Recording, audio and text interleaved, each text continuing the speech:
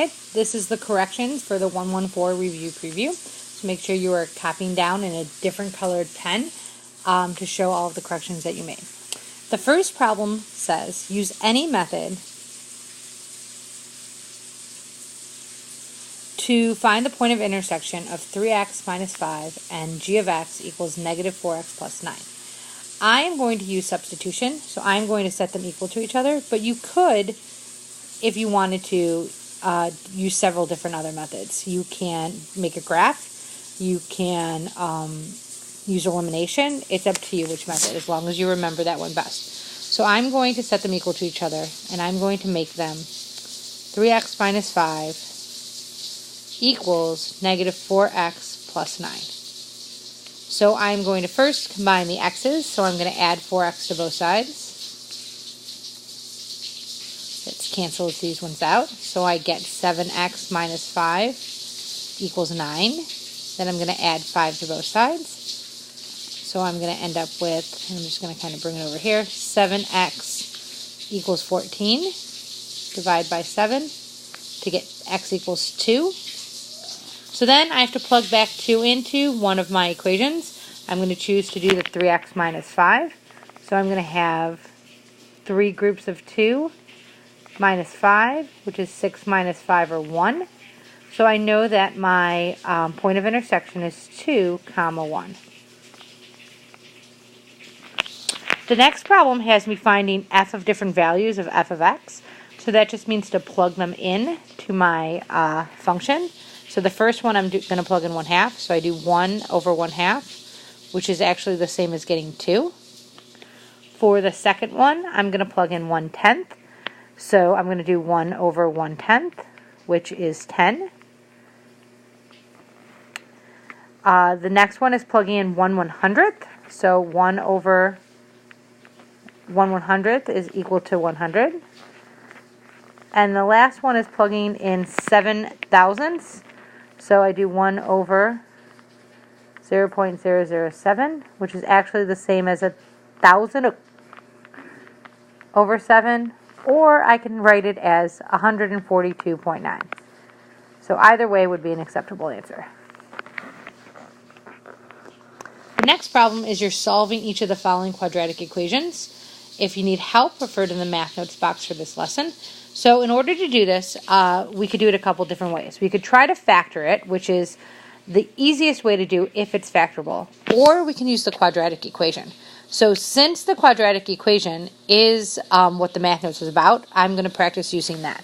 So if you recall, and I'm going to write it down at the bottom, the quadratic equation is the opposite of b plus or minus the square root of b squared minus 4ac divided by 2a.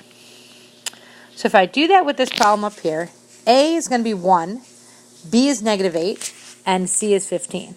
So I'm going to start by doing, it's positive 8, because the opposite of 8, plus or minus the square root of 8 squared minus 4 times 1 times 15. So I get 8 divided by 2 times 1.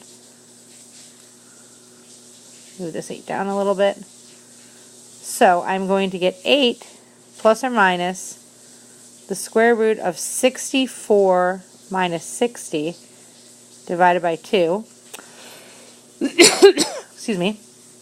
So I'm going to get 8 plus the square root of 4, which is 2, divided by 2, or 8 minus 2 divided by 2. Well, 8 plus 2 is 10, divided by 2 is 5. So one of my answers is 5, or 8 minus 2 is 6, divided by 2 is 3. So my answers are 5 or 3. The next one is not factorable, so I have to use the quadratic equation. So my a is 2, my b is negative 5, and my c is negative 6. So again, I'm going to have positive 5 plus or minus the square root of 5 squared minus 4 times 2 times negative 6, all divided by 2 times 2. So then I get 5 plus or minus the square root of 25 plus 48, because 4 times 2 is 8, times 6 is 48. Since it's a minus and a negative, it becomes positive. So I'm going to get 25 plus 48 divided by 4. So then I can actually leave it in square root form. So if I did that, I would get 5 plus or minus the square root of 73 divided by 4.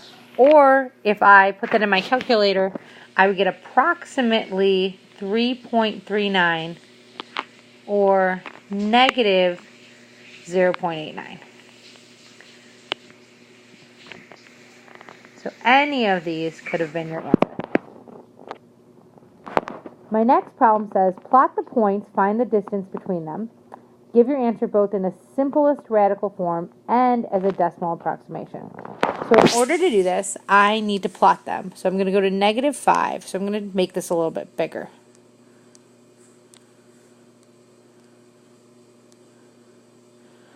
So if I was to do this, I was going to go to -5, 0. So 1, 2, 3, 4, 5 would be right here. And to 0, 3, which is right here. So then I can kind of connect them, and I can actually use the Pythagorean theorem, so 3 and 5, to figure out what the distance between my 2 points is. And now I'm going to shrink this,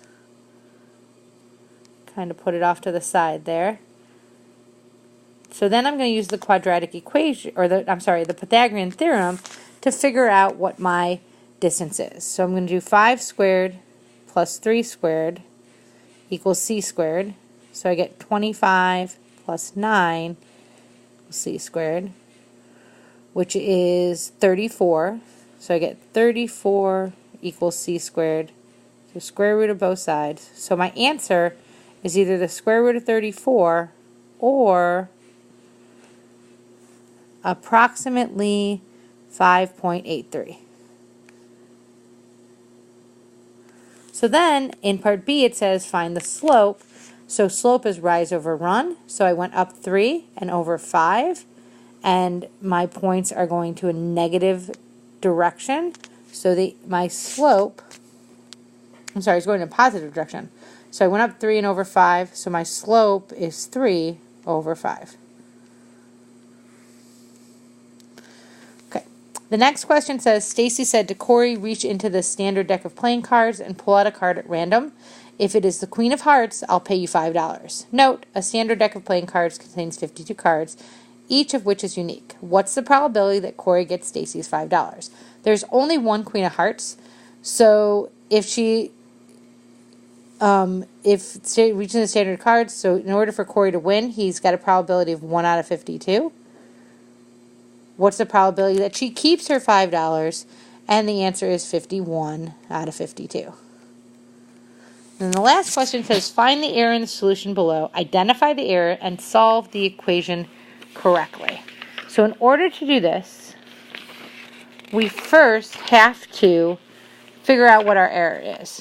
So if we look at the problem, what they did is they subtracted 4.1x from both sides, which isn't a wrong to do, but when she did that, she ended up with 0 on one side. So this number right here, if you wanted to subtract 4.1x from both sides, 5.4 would have ended up being 0, and it would have been on the other side of the equation, not equal to. So the error is that 4.1x minus 4.1x is not 5.4x. It's actually 0. So the correct solution would be to, instead of doing that, I would have subtracted 9.5x from both sides. So I would have had 4.1x, 9.5x, plus 23.7. So subtract the 9.5x from both sides. Ended up with a negative 5.4x equals 23.7. So then you divide both sides by negative 5.4. So x ends up equaling a negative 4.7. 2.39. That's how it would be solved correctly. The next problems say to solve the following equations. So we're going to use what we know about equations to help us solve. So I'm going to do the first one. I made it a little bit bigger. So I would subtract 3.9x from both sides.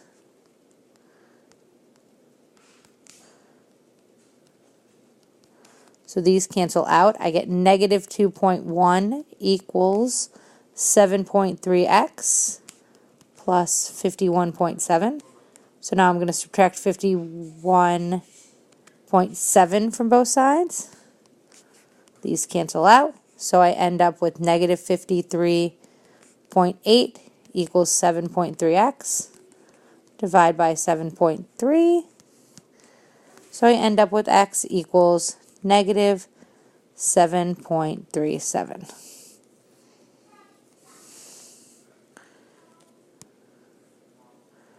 So for the other equation, I'm going to move it over just a little bit. So it's fractions. So I actually chose to use fraction busters or to multiply through by the least common multiple to help me figure out, to get them a little easier. So I chose to multiply through by 50 just so I can get rid of the decimal as well.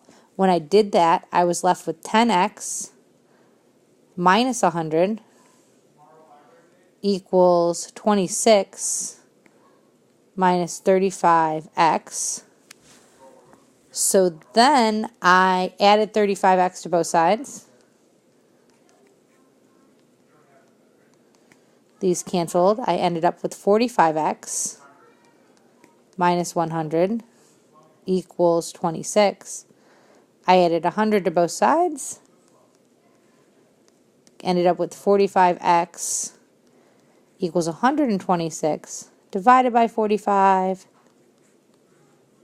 Got x equals 2.8. So doing that fraction thing just helped me out a little bit, made my problem a little easier to solve. Anytime I can get rid of a fraction in an equation, the better. All right.